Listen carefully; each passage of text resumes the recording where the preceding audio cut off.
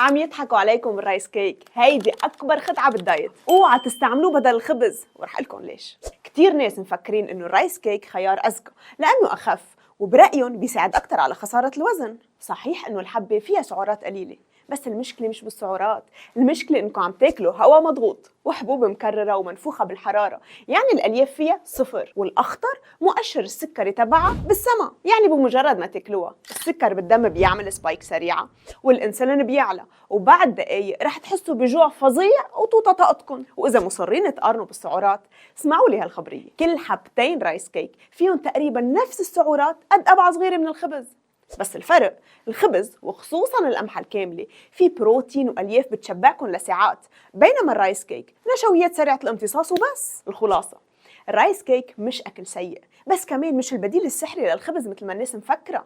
إذا بدكم تاكلوها الأفضل تضيفوا معها مصدر بروتين أو دهون صحية مثل اللبنة، الحمص، الجبنة أو زبدة المكسرات، كرمال تصير وجبة خفيفة ومتوازنة. الأكل الصحي مش حرب مع الخبز ولا سعرات قليلة، هو توازن وفهم للجسم. وانتو من جماعة الرايس كيك أو بتحبوا الخبز أكتر؟ خبروني بالتعليقات وشاركوا هالفيديو مع حدا مفكر حاله عم بيوفر سعرات.